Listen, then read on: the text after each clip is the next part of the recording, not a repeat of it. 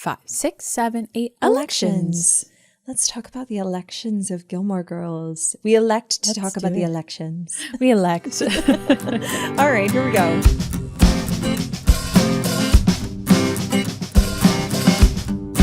Hi, everybody. Welcome back to Gilmore to Say with Tara and Haley. I'm Tara. This is Haley. Hi, Haley. Hi, Tara. It's election day today. It's election day. It's sweater day. We both got sweaters on today. I know. I was going to wear my lingua Comfy, franca cozy. sweater, but I didn't, and I love yours. Oh my gosh, if you guys are with us on I love YouTube, it. oh my God. Haley got a Babette 8 oatmeal lingua franca sweater. I got a coffee, but I'm not wearing it right now. Instead, I'm wearing one from Newly, which of course also love. Perfect. But the lingua franca Gilmore Girls collection, so cute. So good.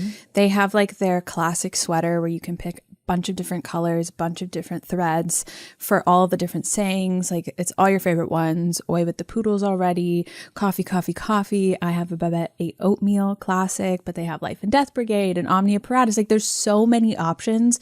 And every time I've talked to Tara about it, I've told her that it's the most wonderful sweater I've ever put on my body ever. And it's so true. I think that you will probably see me in the sweater way too much because I can't it is wait my to new wear favorite mine. item. Yeah, that's so fun. It's so soft.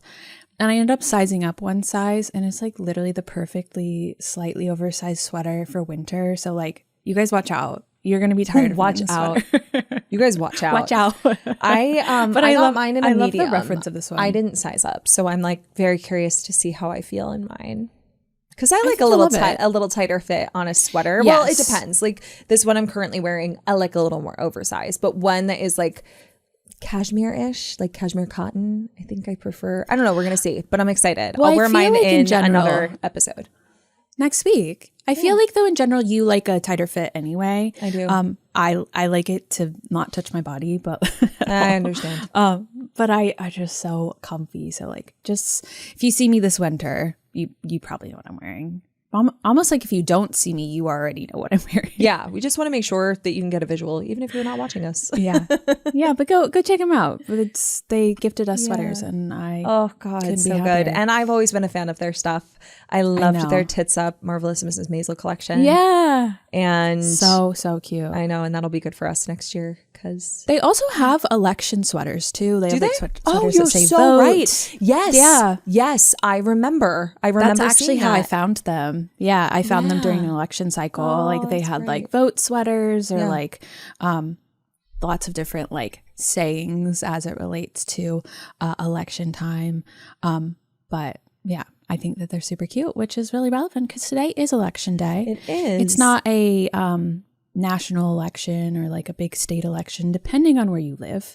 I would check in with your local election, with your state, what's going on. Because in Georgia, not much is going on. It's just municipal elections. I know in New York City, there's a big mayoral election going on. There is indeed. It's quite intense. So yeah, I'm definitely watching that one.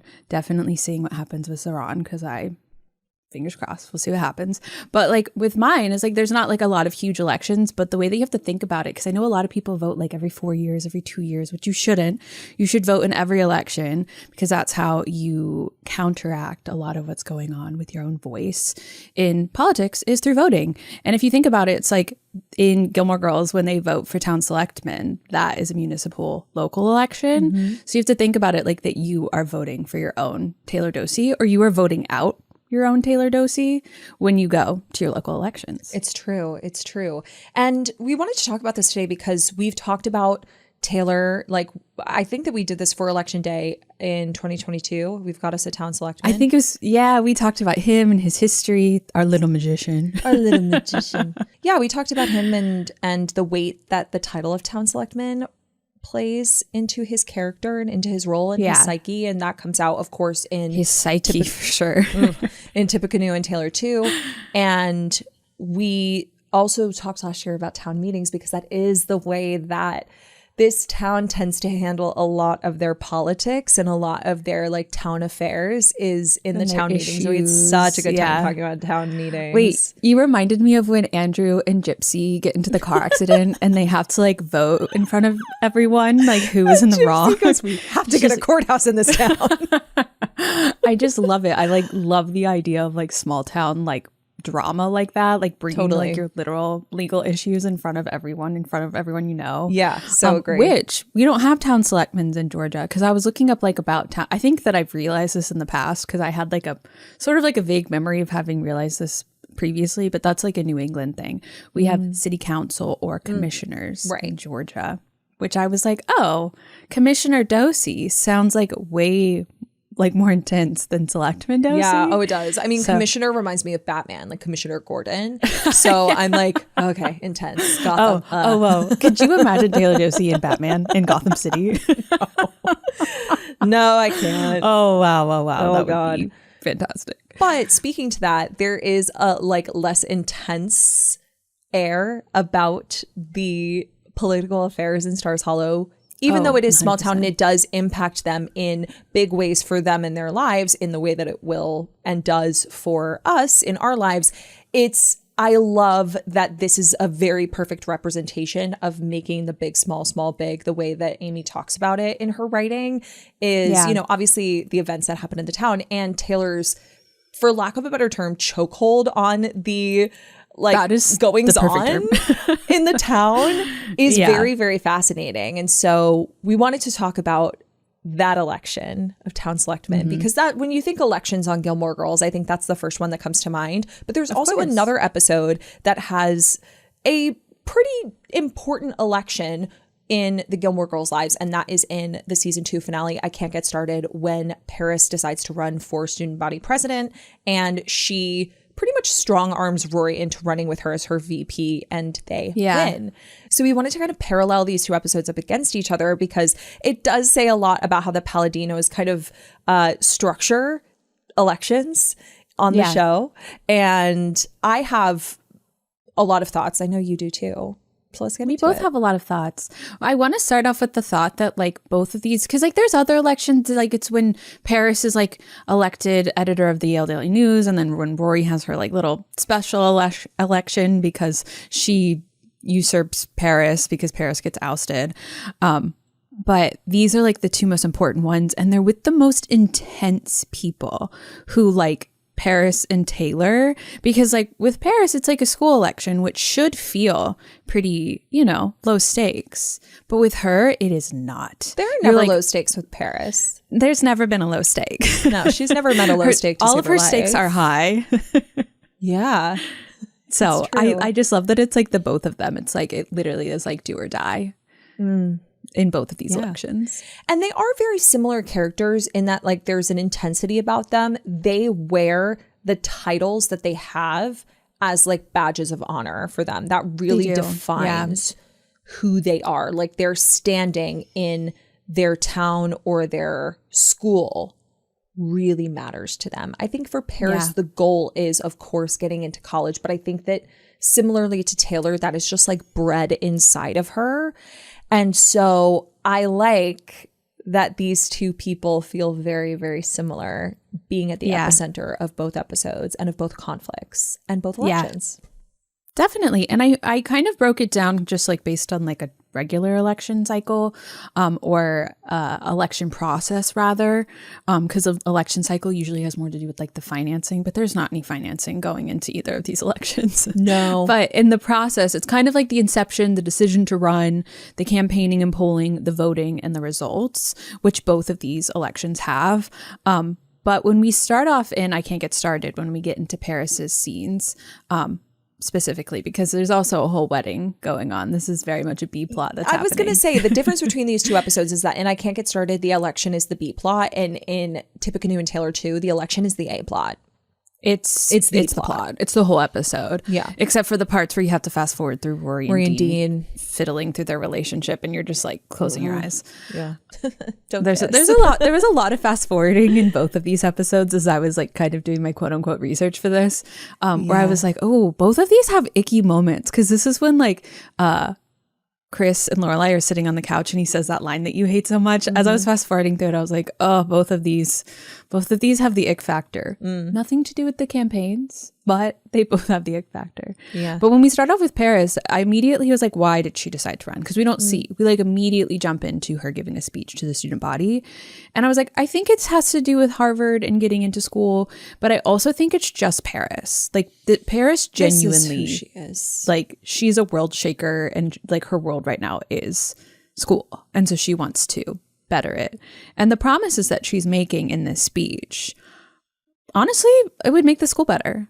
I'm going to list off what she talks about. Better drinking fountains, updated lockers. I'm confused with what she meant. Clearly marked boys and girls restrooms. It seems like maybe they were having issues with, I don't know. Yeah. doesn't resonate with me today.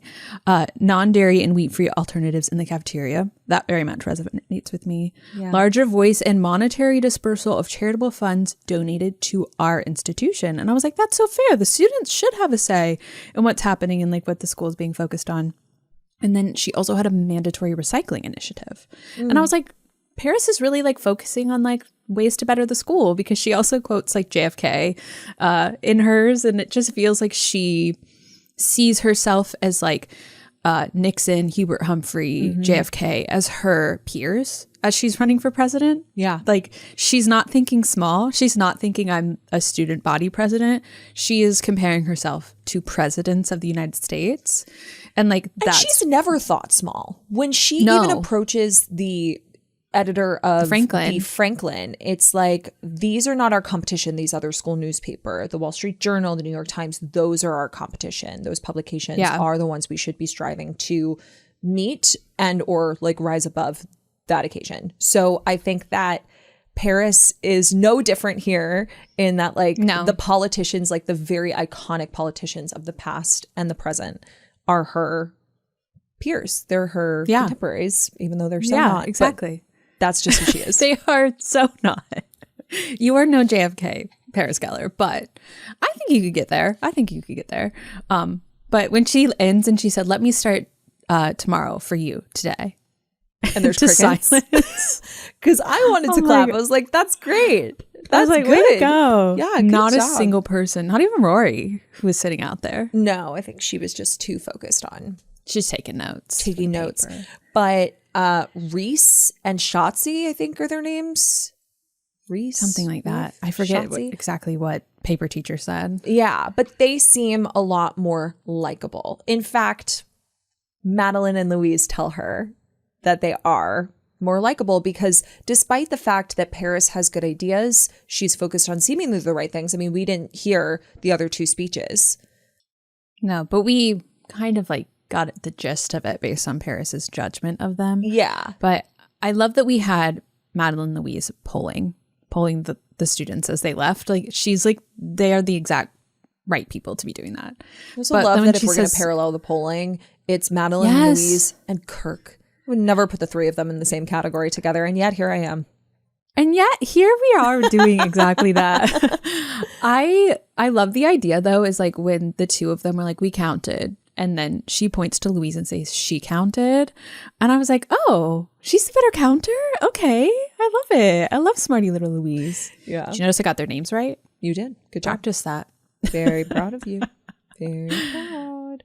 But in the polling, 150 students were polled. So they're already doing better than Kirk is about to do. They're already doing way better than Kirk. 90% said she was qualified for the job. Overwhelmingly, she was the most competent. However, the likability factor is very low. And when asked if likability would influence their decisions, almost 100% of them said yes. And she's... Well, likability wasn't just low. They saw her as scary, that a Halloween mask of her would do quite well. and it could. And it's like, oh, and it could. it could. But she says you would basically what she says is you would rather, like the student body would rather vote for a moron that they liked over someone who can actually do the job. Sad but true. And it's fascinating that likability really does play a role in general in our elections as a whole. I think that has always been the case in the history of politics. But I think that in these two episodes, just isolating them, that is the main factor. And for That's the main Paris, factor. she ends up finding, if we're going to compare Paris and Taylor, she ends up finding the likability factor in Rory. Taylor doesn't exactly find that. No. Because for all intents and purposes, he might be the right person. Yeah, he's a ball buster. He's an antagonist. But like, he knows the rules. He's qualified. He's qualified. He's competent. Is he annoying? Yes. 100% pulled also, yes. Is his manner of going about things a bit much? Yeah. Correct. But he's great at it, which is honestly probably why in the middle of the night, exchanged roles here. The title changed because no one ever really knew why Jackson was no longer the selectman. Correct. And it makes sense because who can do it better than Taylor? Turns out no one. But yeah, I do like the idea that like she sees the people who are on stage who gave speeches before her kind of laughing at her. It like she absorbs it, shakes it in, and then she gets the polling results back. And the best part of it is she was like talking to Madeline and Louise about this, and it's like everything short of a sex scandal. And Madeline's like, I'm on it. Louise says she's on it. Louise says she's on it? Yeah. Then I got it wrong. Then Madeline was the one who was the counter. Louise was the counter. Louise has blonde hair. I thought Madeline was counting. I thought the one with the brown hair was counting. Madeline said, so we counted, and Paris says, you counted? She goes, she counted about Louise. Oh. And then when I was wrong. I got it wrong then. And then when Madeline, no, you got it right. You got it right. No, I thought it was the other way around. I had it wrong, but because I had it wrong, I got it right. Oh, okay. Yeah. And then I always mix them up. Madeline says something like a sex scandal. And Paris looks at Louise and goes, Louise? And she goes, oh, I'm on it. I'm on it. Love that for her. Me. I need to put their faces on my computer and with their names under it so that like I have a quick reference. Yeah. Can't they just wear name tags? It's just because I always think that Louise should have brown hair. I know. It's just my mental block. It really is. I'm sorry, girls. I'm sorry. It's okay. But that's when she like sees Rory and she's like, oh, okay. An idea. Bing, bing. It's like you can see the light bulb above her head go off. And she says that she should be her running mate because everyone likes her. Every little girl wants to be a vice president. She's like, not this little girl. And Rory says it very plain as day. Like, I don't want to be involved in politics. I want to write about politics. And that's it. Because that's why she's there. She's writing about all of the speeches, writing about the candidates for the Franklin. Yeah. Which it's really Paris that pulls her back in through the one thing that she wants, which is going to Harvard, getting into Harvard. She was like, this will help you, because she's like completely turned it down. She's like, I don't want to do this. I don't want to be involved. She walks away.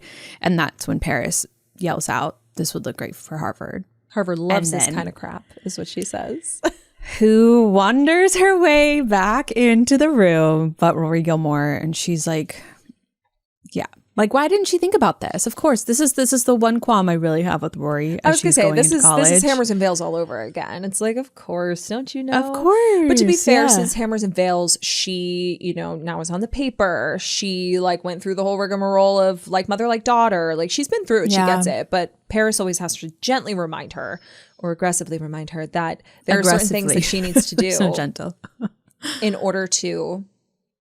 like that it would benefit her to put this on her resume. Is it for Paris? Of course it is. But, because she says it's going to soften her image. And boy, does it. Does it. Because people think Rory's nice. She says, excuse me. And that really softly. Got me. You say, excuse me. It's like, oh, okay. I like that Rory's response of like, it never occurred to you just to be nice to people. And she's like, and this is why I need you. Yeah, totally. You've got these ideas. Gellar and Gilmore, the power of alliteration. So that really is it really is. And the button that she makes is great when she does have the Gellar and Gilmore button. Little button. But a lot of this after this point takes place over the phone because it is the B plot. Yeah, we didn't really get to see any campaigning. We didn't get to see the two of them together. That is a glaring difference between this and Tippecanoe and Taylor 2 is like the A plot is the campaign.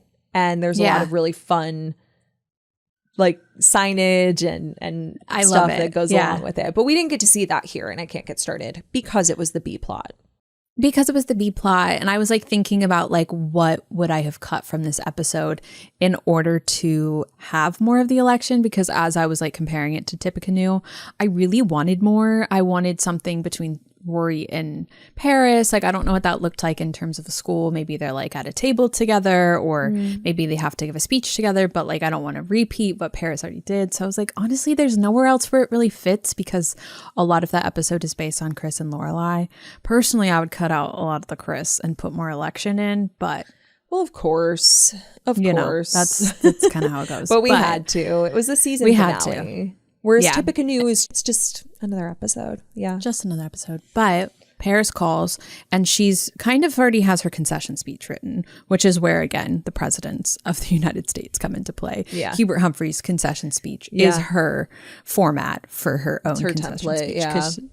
Because she likes what he said in it. This is when you really know that it really defines her, whether or not this happens. Like, especially because she understands that even if she wins, she only won because Rory ran with her. So either way, she quote unquote loses. Which is really sad for her to realize. But I think it's only like in these like Paris mac and cheese moments where that really matters to her. I think it's just she doesn't want to lose.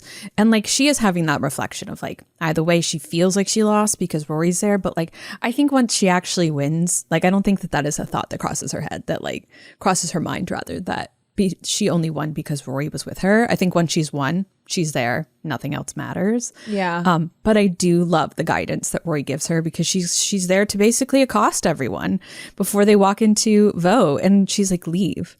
Like, people famously don't like insane people. You have to leave. And she doesn't want her there. And so she's kind of saving her, go get coffee. Leave this area, leave the situation. Yeah. Yeah. But to that, the next scene between the two of them about the election again happens with a phone call. And this one is even better than the last. It's just even more intense, Paris, because she does not call Rory's house. She calls Dean's phone. Dean's cell phone. Oh my God. So funny. The best part is she said, how did you get this number? She does not reveal her sources. She doesn't. She just says she's not going to call again. But she starts the conversation with, we got the band. It's like, which at first I was like, is that a reference to something? Yeah, like, I was like, know. You got the band, but it's because they got the marching band. And she said, if anyone's going to find me scary, it's going to be those artsy losers with a tuba wrapped around their head. So she feels really confident that she has scored with other groups, with other academic groups. And so for her, she feels like they're in. Like, the results don't seem to have come in yet, but because of that, it's like tipped the scale, which is very similar to that of what happens in Tippecanoe, is that they're already celebrating before the official results have come in. Yeah. Like, that is kind of, no one's waiting for the official count to come in. The actual results. But it is funny that Paris is sitting there while the votes are being counted, and you're like, is this intimidation factor, Paris? Do you need to leave the room? Yeah, a little. It doesn't change the results, but I don't know that you should be there. But they find out and they're going to go to Washington, which is a big plot point in this episode. But that is the effects of the election. Not only are they going to govern the student body next year, they also get to go to Washington and have a grand old time. Yeah.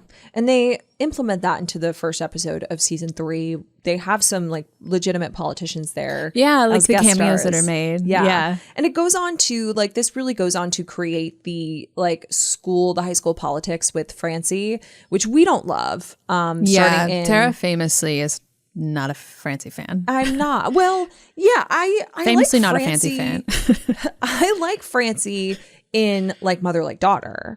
I don't but not like season 3. The drama in season 3. I just thought it was, I don't know, a little lackluster. But what it does provide for us is, in the same ways that the paper becomes a point of contention sometimes, conflict, excitement, I feel like we don't get the Franklin really as much in season 3. We moreover get Paris being student body president and the conflict with Francie. And all of there's those like a lot meetings. more student government meetings. Yes, less student paper meetings. Yeah, which, I actually didn't really think about that. It's because they all feel kind of the same because They Madeline do. and Louise are there for some Yes, reason. exactly. I guess maybe they're like... and Paris is at the helm, so like it Yeah. kind of feels synonymous, but Yeah, you're it's not. right. It's actually quite different. And so That like we lose the paper a bit. we do. And we lose it to the politics of, you know, student government and just like the politics of popularity and influence, and Francie kind of walking around like Queen Bee and trying to blackmail. And it's very interesting. I actually really like that, like thinking about that. Cause like one, I like really like them being at the paper, but like I kind of like the transition of that. And I wish they had used it a little bit. That's really what smarter. it is that like, I just didn't, I like that Francie kind of comes in and like fuck shit up because at this point, they don't have a boy like Tristan, and I guess like the grade they need a school factor antagonist. is still there. They needed another antagonist for Rory and Paris. I just wish it had been done a little better. And if you listen to Gilmore Revisited on Patreon, you'll hear me talk about that. Yeah.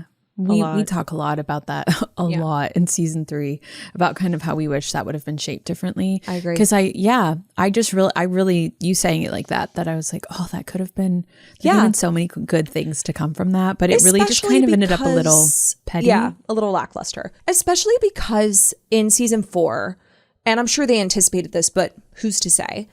We don't know this as an audience yet, but in season 4, both Paris and Rory are going to join the Yale Daily News. And then that's going to become a setting and a, like I said, like a really important location, conflict, storyline, etc. throughout the rest of the series. So, you know. Yeah.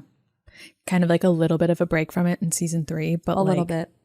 Not in like a real meaningful way, but something that is meaningful that doesn't happen in Tippecanoe, but with them winning the election, they end up going to Washington, which then launches a love interest for Paris.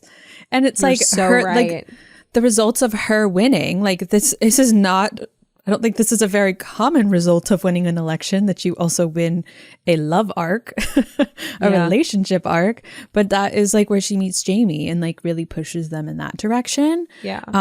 It has less to do with the election cycle. It's not really a lot of romance that follows it. But I did want to mention that because that wouldn't have happened had they not won the election. You're so right. And I also think that Really the Jess, Rory, Dean drama would have played out very differently had Rory not been gone for the summer. So Well, see, that was the thing, is she was like unsure about it. And then she kissed Jess and she's like, I'm going. I gotta go. Bye. I have to go. Bye-bye. So real. Oh, I love that episode. What I love about, you know, moving into Tippecanoe and Taylor too, I do love that the election is brought about differently. It's also the A storyline. It's a fun episode, and it's actually one that we anticipated enjoying a lot more than we did when we revisited on Gilmore Revisited. I was surprised. But it's only for one reason. It's because of the Dean parts. It's the Dean part. Because see, again, when I was going through this and I was fast forwarding to the election parts, I enjoyed them all. Yeah. It was always the Rory and Dean part. So I was like, oh, okay. I know. No. I don't want this. Don't kiss. Actually, as it turns out, I don't want this at all. Yeah, it's true. But I also didn't love the Zach and Lane part of that either. Yeah, that's true. Because that's kind of the start of Lane having feelings for Zach. Yeah. And that starting to take shape. But here's we love the thing. the election. I kind of love that the first election in I Can't Get Started is Paris seemingly running for this for the first time. I guess we don't really know if she's ever ran before. She doesn't make any mention of it. She's running for student body president. This is kind of the representation of if Paris had been student body president all the time, running unopposed, and someone like Rory Gilmore, who's likable and just a person who people, an honest man, turn to, were to step up and say, I'm finally breaking this cycle and I am going to run. And that's what I love about it being a little bit different, is that Taylor Dosey seemingly doesn't run. He runs unopposed whenever this election comes up. So, yeah. No, I like that, because in terms of like the breakdown of like the progress or the process of the election, this comes about entirely because Jackson is irritated because his property line versus where he built his greenhouse is 9.5 feet when it should be 10 feet based on the municipal code that is upheld by Taylor, of course. And so he's like, you should move it 6 inches and then you'll be compliant with the law. And that's why I feel like Taylor and where in many ways I feel like Taylor and Paris are very, very, very similar in that like Paris would absolutely implement this and enforce this. You know? Absolutely. She totally would. Even if it was 6 inches. The thing. Yeah. If she was like, what is that? 6 inches. Is that how far apart Emily's The candlesticks are. Yeah, the candlesticks are in, what is that, Rory's birthday parties? Yeah. But just see, this is the problem. I hear one thing and I'm like, what is that from Gilmore Girls? That's a quote from Gilmore Girls. But I feel like if Paris had like less ambition, she would like slay in local politics. She would be a fantastic. Absolutely. She would be, well, fantastic probably, but like also like such a menace. Competent. As Taylor is. Competent. In the same way that qualified. Likeable, not very. Debatable. But debatable. But I think that he has a stronger reason for running, of course, because he wants to like change this. He doesn't want everyone to have to deal with this anymore. Paris doesn't really have like a description as to why or like a reasoning behind why she's running. It just seems like it's for school, to get into college, etc. I think that she actually has like a real like desire to change things, but also I think she just wants power. But 100%. when it comes, She loves control. That girlie loves control. She loves control. So like, does Taylor Dosey. Yeah. So they really like align really well. But when it comes to Jackson and the campaigning for this, because like there's not like a lot of campaigning in I Can't Get Started, but she is listing out all of the things that she wants to change, the legislative changes, if you will, that she wants to make. When it comes to Tippecanoe and Taylor too, and running for town selectman, there is nothing that either of them are promising. It is just that it is not Taylor. It's either Taylor or not Taylor is what they're running on. Literally. And it's also funny because it's like, is this even time for an election? Is it even time for an election? Like I know like, that based on when the episode airs, it's around the time for an election. But is the fourth episode? So yeah. I was watching that and I was like, huh. Is it I just like wish that at some point in the episode it would have been established that like the election is coming up, he's running unopposed, like I'm gonna run against you. But the best part is when Jackson says, I'm running for what? For whatever it is you are. What are you again? Town selectman. I'm running for town selectman. Like he doesn't even know what he's doing. So funny. But immediately starts campaigning. Jackson Belleville. That's Belleville with 4 L's. I know, we went to high school together. I still need your vote. But see, that's what I'm so confused by is like, did Bootsy and Andrew and Luke and Jackson all go to high school together? I don't know. That's what it seems like because Andrew and Jackson did. We know Bootsy and Luke did for sure. But I think that Luke and Andrew did. Like, I think that's referenced too. I need their school days. Yeah, I guess I do too. I need everyone's timeline. Yeah. Stars Hollow High is really what I want. Please. But yeah, he immediately starts campaigning. I love all the campaign slogans that come from him. Select the best, of course. Select Jackson. But my favorite is Jackson for action.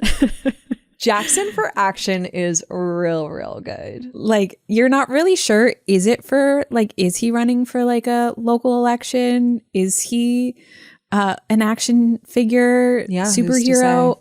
Who's to say? I like that one a lot. To say. What I found interesting is that, like you said, there's no real campaigning in the sense that there are promises being offered, but there are campaign tactics in the use of Davy the baby. Davy the baby. Immediately, Taylor coming out, ringing his bell and being like, free ice cream for all registered voters. And it's like those kinds of tactics. So it's less about the promises. It's more about the optics. And it's more about again, that likability factor. And I find that to be really interesting that they chose to go in that direction. There were no debates. There were no, like you said, like promises or, there were no smear campaigns. It was all just very simple. It's literally based on who do you like more. It's literally, do you want to vote for Taylor or do you want to vote not for Taylor? In which case, Taylor won't be the selectman. In which case, it's options. Jackson. And I do think that something different, and again, this is a difference between I Can't Get Started and Tippecanoe and Taylor too. Something different than the norm is what is appealing to the town of Stars Hollow. Someone different than the antagonist that Taylor has been to the town, even though all he really is doing is following the rules, but he uses it in a fashion that garners him as much control as he can have, and that pisses people off. Yeah, because like not only is he the town selectman, he's like on all of these like councils and boards, and he's buying up the town. He's buying up the town. Like immediately think of, is it the ins and outs of ends when he's like listing all the acronyms? FINE. Yes, exactly. Exactly. No, he's very involved. And I do think that's very Paris Gellar of him to be as involved as possible for an ulterior motive. For Paris, it's getting into college and having control. For Taylor, it is having control. And I do think that even when we just watched this episode recently, when it's Lost and Found, when Luke is going to get an apartment in the building that Taylor owns. And he doesn't know. He doesn't know. And then Taylor tells him he's literally slowly buying up the town. I do. And something that Taylor says to him. Taylorville. Yes, exactly. But I think that something Taylor says to him is like, you know, it's people like you that keep this from being one of the greatest towns in America. I think that that is something that's on Taylor's mind. He wants Stars Hollow to be one of the greatest towns in America. That's why he wants the, you know, bike race to come through at the end of season 6. That's why he is so excited about taking on the Festival of Living Pictures and the Festival of Living Art. Like he wants all of these revival. Yes. Like when he's like, all the A-list celebrities are staying someplace else, but we're getting the B-list. We're getting the B-list. We need the A-list. Like he's always striving for Stars Hollow to be this like star, for lack of a better term, on the map, with changing the street names in season 6. It's really interesting because he and Paris have very similar mindsets in like bigger. Like we gotta go big, you know? And it is about control. But it is also about like doing something really phenomenal, like doing something very spectacular. Yeah. Very power hungry people who were very ambitious. Because I said a second ago that like if Paris was less ambitious, she would be in local politics. But like being in local politics, like Taylor is very ambitious. He wants to be at the top of that listicle of like best towns in America. And he wants Stars Hollow right at the top. Yeah. And we agree. It is one of the best fictional towns in America, I would say. Ooh, that would be a fun list to make. Fictional towns in America. I feel like Stars Hollow is pretty high up there. I feel like it'd probably be number 1, if not number 2. Number 1 in our hearts. What would the other? If it's number 2, what would number 1 be? Other people would find Sunnydale. I don't know. I'm just like trying to think of other fictional towns. Is that from Buffy? Life Size? Oh. Sunnydale is Life Size. Life Size. Sunnydale. Remember? You're so right. What is that one? No matter where she goes. Maybe she is Sunnydale. I thought Sunnydale was From her Buffy. head to her toes. At the town, At the mall, Eve loves high fashion after dark. At the club, she'll spend the whole night dancing. Shine bright, shine far. Don't be shy. I was hoping she was going to say where she lives at some point. Wait, she's from Sunnyvale. Sunnyvale and Sunnydale. What is Sunnydale? Oh, yeah, it's Sunnydale. Buffy? That's so funny. That's so funny. Sunnydale is Buffy. Sunnyvale is Eve from Life Size. Yeah. I heard that and I was like, wait. I know. No, I'm so with you. I know Tyra Banks. Tyra? So we have the top 3 at least. I think Stars Hollow would be at the top of that list, though. Definitely. I think. But I think that this episode, and especially because it's a town event and it's town selectmen, like seeing the stakes be so high for their town in the way that it is, it still feels comforting. It really does. But like, it's also because it's like so funny. Like just like the references of like, you know, politicians kissing babies, holding babies. Like they send Davey out there. He's clapping. Like when Suki's like cheering him on through the window, clap for him. Clap. And then they like work it. The work it really got me. That really got me. But then he doesn't like help him because Taylor offers free ice cream and Jackson brings Davy back in and is like, you're politically useless to me. Hilarious. And I love that. But then I just love the voting process. Like like it's so, everything is so cute. Like they spent so much money on this election. This town did. Like thinking about like the campaign finances for Belleville headquarters. Like of course at Luke's, after he said that they couldn't be at Luke's and that they needed to remove the table. Love that. Of course they're still at Luke's. And then and then like the setup for Hepalian and like the curtains behind them, I was like, whoa, you guys really pulled out all the stops went all out for this teeny tiny election. But Suki's hair, makeup, outfit, love Jackie Kennedy. She invested in that though. She did. She invested like in little little tweed skirt suit. She looks so beautiful. Cute. She's really playing the role well. And this is the thing, is that there is a likability factor that Jackson leans into similarly to Paris. He has it naturally because he's just like one of the guys. He's one of like an honest man. I just love referencing that. An honest man. Yeah. But the likability factor for him, and I guess Taylor kind of counters this with the ice cream, is his family. Suki and Davy and the baby. It's like, let me show you how likable I am by bringing out my kid, by having my wife by my side, literally head to toe, dressed like Jackie Kennedy.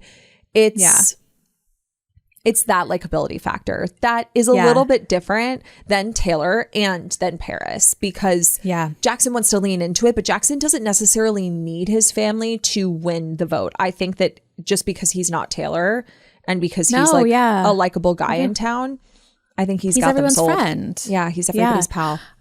Yeah, I do want to back up a second before we get to like the full voting, because we did pass over the polling in this episode, which is like honestly the best, because Kirk took it upon himself to poll everyone.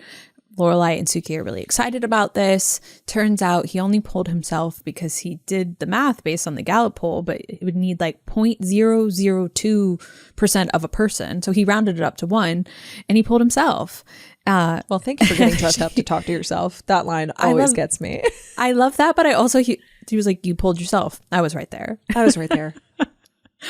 Amazing. But I love that setup. I didn't really like think about it until I watched these episodes sort of back to back, which I've never watched these 2 episodes back to back ever. I would never like link these 2 episodes together. Yeah. Until this. But of course we have Madeline Louise doing the polling, but then we have him who polled himself, and they're like, we think we're going to need a few other people. And he's like, okay. And he goes out. And it's really that inspired him to go poll everyone, which I just love the juxtaposition of, he's like, I polled myself, he's gonna win, and they're like, we need a few more people, so he's like, okay, I'll go poll everyone else. Yeah, totally. That's so Kirk. And do you think that that's something that Madeline and Louise did, and that's how Paris found out she got the band? That's what I thought. I thought that they were like checking back in. They were like really onto people. I feel like if you need 2 people at school who are going to stay really on top of like the status of how Paris is polling, the like aggressive nature of them together, I feel like works really well. I agree. Louise going up to the band members and finding out who they're voting for, I low-key think that Louise could intimidate them. Absolutely. Also, like, I bet she's like a cutie girl at school, and they're like, you should vote for Paris. And they're like, yeah, okay, totally will. Like charmed by her. Yeah, totally. So I could see that as well. But that's why I imagine that she knew that. I agree. Paris could have referenced them, given them credit for it, but we don't hear about it. But I do love that we get a little Kirk. Thank you for dressing up to talk to yourself. That really gets me. I do love that factor, because it then sends him out to come back and share with them once the voting is over, or once the voting is still under commencement. Like you said, it's not even over yet, and they're celebrating because Kirk has found out that every single person in town, with the exception of Taylor, who he assumes is voting for himself, is voting for Jackson. So hatred of Taylor in this town runs deep. When that he says that, I'm like, I was like, okay, like I know he's an antagonist, but I don't hate him. But just like the implication that he's not sure that even Taylor voted for himself, because the hatred for Taylor runs so deep that maybe it runs into Taylor too. I was like, that's so sad. That's really sad. But he said no one voted for him. And this is when we've talked about this in the, like you mentioned, we've got ourselves a town selectman with talking about Taylor and like how sad it is that he was in there with his whipped cream. But we've also talked about this in terms of Lorelai being a good neighbor friend. Yeah. Because she didn't want to see him crushed to that degree. Like, she has been campaigning for her friend Jackson. Yeah. But hearing that was like really hard for her. Not for Jackson or Suki though. No, Suki's like, I'm going to be the first lady selectman. She is so excited. Even when she hears that Taylor is sitting in the dark eating whipped cream out of a can. And it's a shame because it's really juxtaposed up against the moment that they have when they come out of the voting booths. And Lorelai, Suki, and Rory all clearly voted for Jackson. Taylor comes out and is like, I wonder who I just voted for. And he shakes Suki's hand and he welcomes all of this. He even does at the town meeting. He's like, well, I welcome the challenge. Like, he's not being persnickety about it. He's not being his normal Taylor antagonistic self. Whereas Paris's edge in I Can't Get Started is a little more competitive. Taylor's competitive, don't get me wrong. He's just he says very along the lines politician of like, about it. Yeah, that like competition is like, I forget the whetstone. What it was. The whetstone that sharpens the blade of democracy. And I went to look that up to see if that was a quote by a politician, to see if maybe like there was more to parallel between Paris and Taylor, and it's not. He just said it. He just said it. Yeah. I was like, that makes sense. Man. Yeah. I do like when Suki comes out and she said, I voted for my husband. Give me that sticker. And you're like, oh, I wonder who you voted for. Yeah, exactly. But yeah, Taylor does say, may the best man win. Good luck. And she says, you too. And then they move right along back to Belleville HQ, which is in fact Luke's, after he said he would not do it. But you know, sleeping with Luke does in fact get her perks, and this is one of them. But he goes to bed. Luke's done. Luke doesn't care. That's so Luke of him. And this is when Kirk comes in and tells them about the fact that he won. That it polled everyone, and every single person in town was voting for Taylor.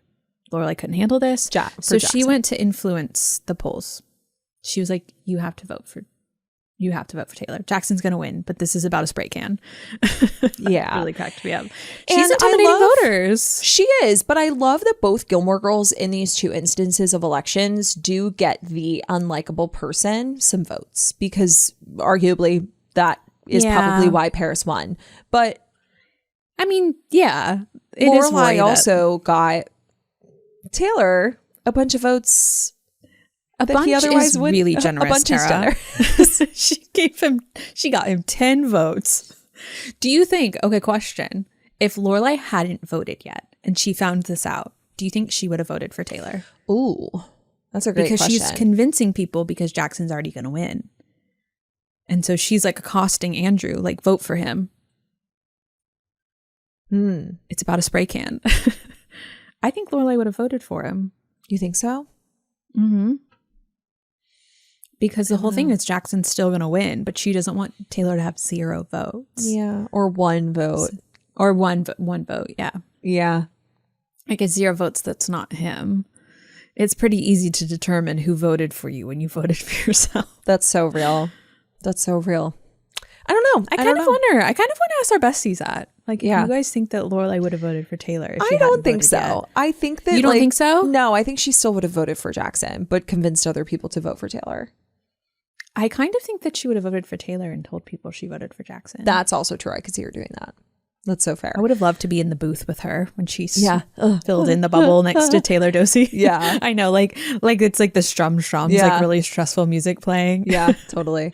But something that we get in this episode that we didn't get from the election at Chilton is the actual reading of the results. Like you said, 10 for Taylor Dosey, and then, a couple thousand for Jackson. 1,114 for Jackson and 10 for Taylor Dosey. Crazy. That's actually crazy. But I like that we have like a campaign here for Jackson. We have all these signs, we have all these people. Hep is playing Walking on Air in their own version of it, which Suki is watching and befuddled by. Very She's confused. Like, is this that? The thing about Believe It or Not, which is the name of the song, is... Oh, is it? Yeah, it's called Believe It or Not. And it's the theme song from The Greatest American Hero, which was a 1980s TV show. And I realized that was the name of, I think it was on an album of the same name, but I didn't realize that that was a TV show as well. So I thought that was really fascinating because I know how Amy and Dan love to kind of like insert those kind of pop culture references. And this is a little bit of a nod to that, the greatest American hero, because it's an election. So do we think Jackson is one of the greatest American heroes? No. But not high on the list. No, not high on the list. But I like the idea of this election, rightfully so, feeling very, very big for their town because it is. It's huge. Yeah. And so he's always run unencumbered. Like he's never had an opponent. Yeah. And here we have. Yeah. And they win.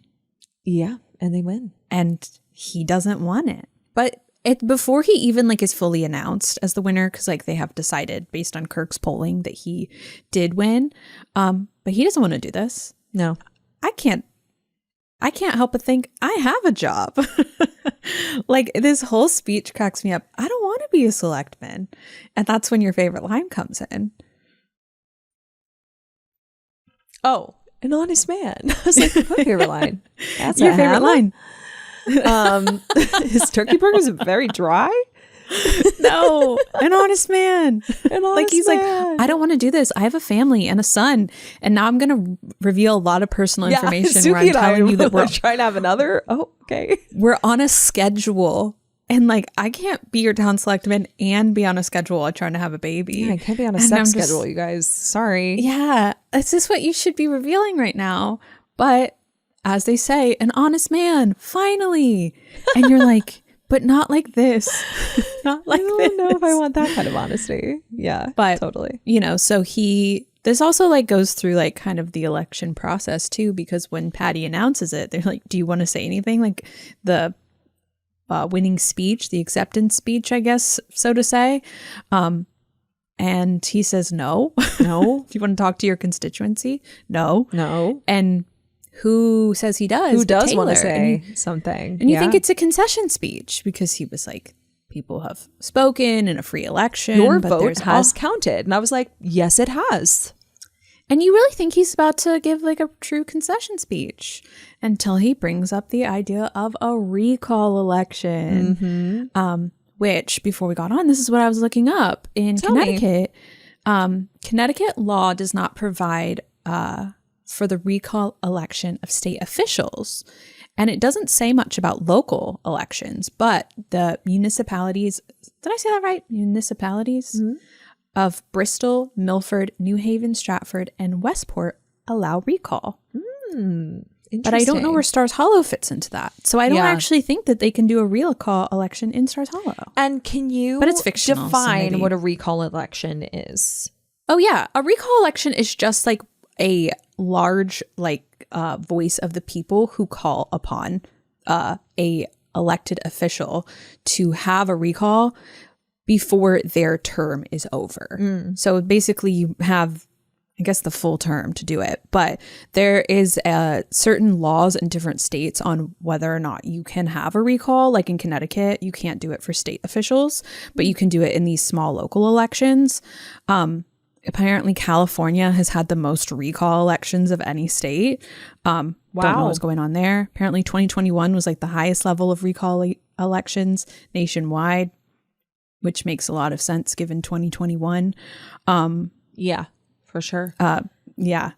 I just find it really interesting because when the next election, so to speak, not as formal as these two elections that we've discussed today, but the one that you brought up at the beginning of this episode, when that comes up in season 6, when Paris is the editor of the Yale Daily News, and she subsequently gets ousted. I mean, she concedes to the reality that no one on the paper actually wants her to be the editor anymore. It is kind of a recall in some ways. Like, it's like a special election because she has left. Because like a recall is like, it's not that they have like left the office. It's that they're like, but they were planning on doing that.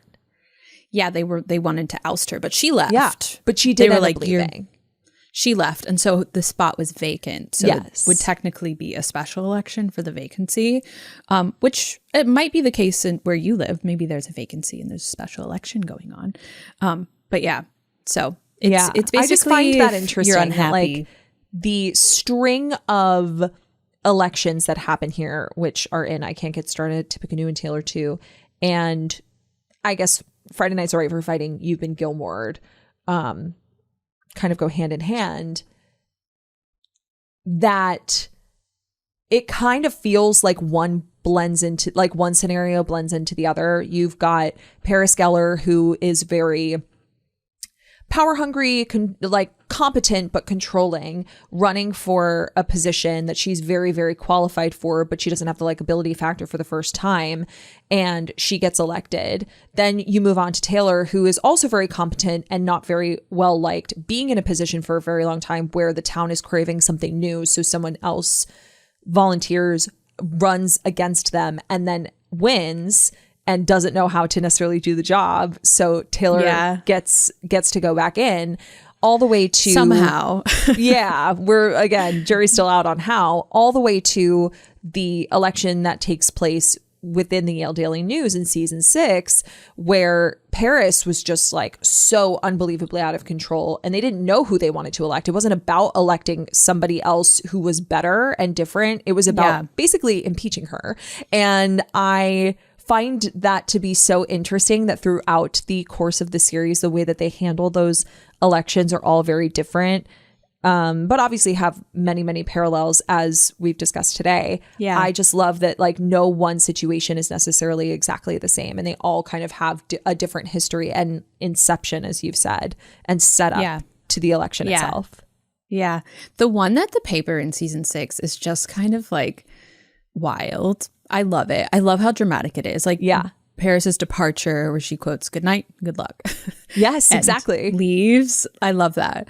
And then how like they're like, it's really pretty informal at the paper, it seems. Yeah. Like I feel like there would be like a board. I feel like the school might have a say. I don't actually know. I feel like I want to talk to someone at like an Ivy paper, like how that actually goes about. Yeah, because they were just all in there just voting. Didn't seem like a ton of people, but they were finally just like, we've been saying these names too many times. What about Gilmore? I like that name. Cool. We're all good with that one. Great. Awesome. Yeah. But Rory didn't do it because she was power hungry. No. In the way that Taylor and Paris really are. And I guess you could then parallel Rory up against Jackson, because Jackson's not power hungry. He's angry over something that feels like very benign, and that like there's someone in place in this town who,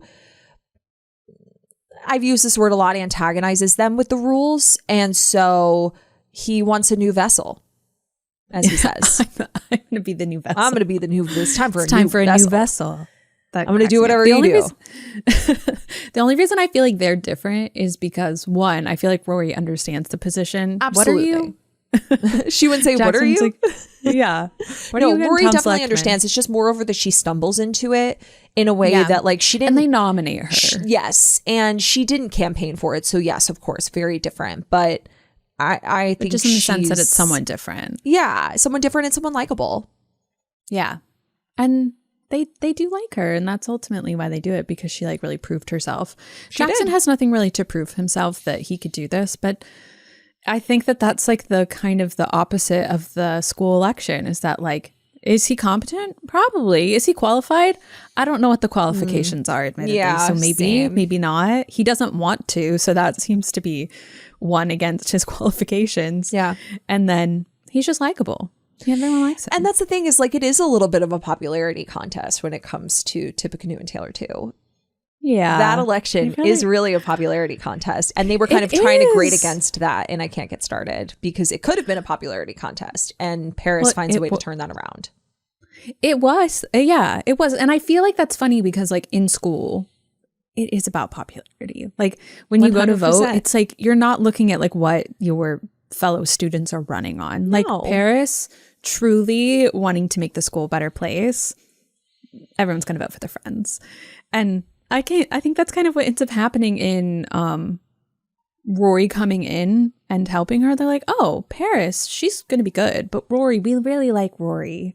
Oh, love her. Yeah. And in the sense of like the Tippecanoe, which is a reference in itself, Tippecanoe and Tyler too. But in that one, it really is just that everyone's like, oh, we like Jackson. We don't like Taylor. But forgetting that like the town runs as it does, because no one can do it like Taylor, unfortunately. Unfortunately, yeah.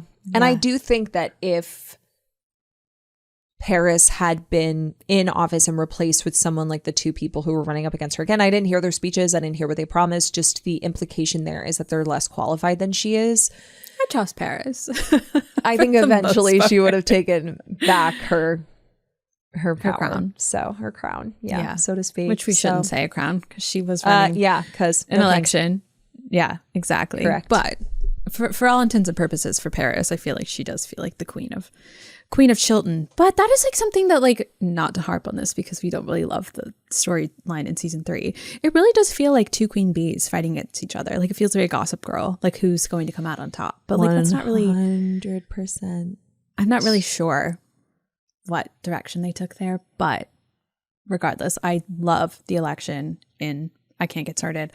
Would have wanted more of it. If we could like balance more of this and less Chris, I think that a best episode. But we did rank I Can't Get Started rather high. We did. It's a really, really good episode. Would you have wanted anything more from the election in season 5 that would have made, is it really the Dean parts that made us not love the episode? Like, what would you have wanted more from the election?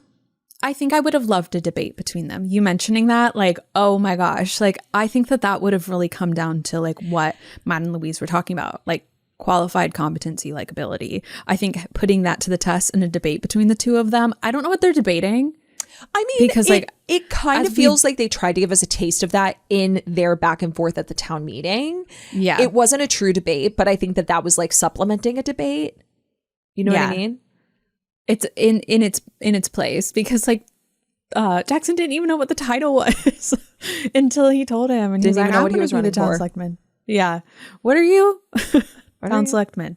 I'm running for town selectman. I just love I'm running for what? So fair. Yeah. But I would have loved to like have them up in front of, like, have another town meeting. I think that would have been so fun. I think that it would have given us an idea of what they were running on, rather than just like Taylor or not Taylor really was the issues at hand. Totally. Big ticket issues. Big ticket issues. So, but yeah, it is very fun to kind of, measure these episodes up against each other in regards to the elections themselves, because which I never would have done. No, same, because it is really cool the way that they wrote these elections in, that like the stakes feel high within the confines of the episode, but zooming out, still play into the comfort show of it all. Yeah, couldn't be lower. Yeah, high stakes couldn't be lower. Yeah, which is really Paris Gellar in a nutshell. And Taylor, like I guess this episode really made me like reflect on just how closely aligned the two of them are in very different ways. Like I feel like it takes me back to what's the episode where Paris comes to town? And the censorship episode. Richard and Stars Hollow. Richard and Stars Hollow. Yeah. And because she can't see Richard after school. Mm-hmm. She comes to the video store and she wants to write about censorship in Stars Hollow. So I feel like that's like they would vary on their opinions on things, but totally execution, very similar, those two. Very, very Never similar. Thought to compare them, but here we are. But it makes a lot of sense. They do have similar qualities within them that put them in the positions that they exist in. And again, things that kind of define their characters and their self-worth to who they are within the narrative. Who do you think would come out on top in a debate between the two of them? Oh God, that would be so fun to watch. That would have been great. I kind of would love to see, I'd love to see either of them win, because it would be really fun to have Taylor all flustered over a girl that's half his age, like debating him. But then it would also be really fun to have Taylor kind of like sass his way through a or like through a quote debate. quote the municipal code through a debate. Yeah, totally. But the thing is like Paris isn't coming unprepared. I feel like both of them would be extremely prepared. I do think that Paris would fluster Taylor more than Taylor would fluster Paris. I agree. I personally think Paris would come out on top just because she's too vicious not to win. Yeah. No, I totally agree. I would love to see it though. And I think that Taylor would respect her for it. Like, I think he could go up afterwards and shake her hand. And I think she would have fun. She would treat it the same way that Taylor kind of did with like, I accept the challenge. Let's do it. I think. I don't know. I don't think so. I think Paris would be like, I smashed him. Yeah. He would be whipped creaming into the mouth. Spray whipped cream. Yeah. Afterwards. Yeah. Yeah, that all over again. Yeah. I just love when she walks up to Andrew. It involves a spray can. But as we mentioned, it's election day. So make sure you get out there and vote if, exercise your right to vote. If there are elections happening in your local town or your city, or, as Haley said at the beginning, just like survey what's going on in your local area and make sure that you get involved because it is important. It's not always just the big ones. It's not just the presidential ones where your voice matters. Yeah, it's You got to true. get involved in your town. You got to vote in or out your local Taylor Doses is really, really what it's about. It's true. So maybe turn this episode on, go. Yeah, What's while you're that? That's the driving. end of it. So you will have listened to it already. But maybe not this episode is over. You can listen to it again or maybe catch up on some other episodes. Go listen to Gilmore to Read, what have you, while you go. It's true. Head over to your polling place, which I actually think is like one of my favorite alliterations. I don't know why. I love polling place. Polling place, Gellar and Gilmore. This must be the polling place. Yeah. I don't know. Gilmore Girls polling place. Yeah. It's cute. And speaking of ranking and voting, if you guys like our podcast, feel free to head over to Apple Podcasts and leave us a 5-star review. And, it helps our show really grow, which Helps is a lot of others fun. find us. Yeah, exactly. Which we like our bestie community growing. We just recently hit 100K on Instagram. That was really knowing exciting. It was so much fun knowing like there's just so Yeah. many people in our community. So feel free to share this episode with a friend. If you have a friend who loves Gilmore Girls as much as you do, or you want to make a friend who loves Gilmore Girls as much as you do, I think that'd be great. Yeah. If you want to watch this, Yeah. I don't know why I paused so long after. Yeah. Do you want to watch this? Yeah, be sure to subscribe on YouTube. We release our episodes at the same time as our episodes air on, wherever you listen to your podcast, Spotify, Apple, etc. And we have a lot of fun with the video. You can see a lot. I don't know. It's just a very different experience watching it on YouTube versus listening, or at least I have found. You can see my sweater today. It's true. I love it. So cute. But speaking of Richard in Stars Hollow, there's nothing that quite says I am an autumn more than Richard, because he says it in Stars Hollow. He did say that. And speaking of saying things, though, one of the things that we've talked about the most in Gilmore Revisited and on Gilmore to Say is that there are a lot of things that Lorelai could have said about Richard and the revival, because he's such a dynamic character, such an interesting father to her. And there is a lot more that she could have said about him to her mother. And we'll have more to say on that in the next episode.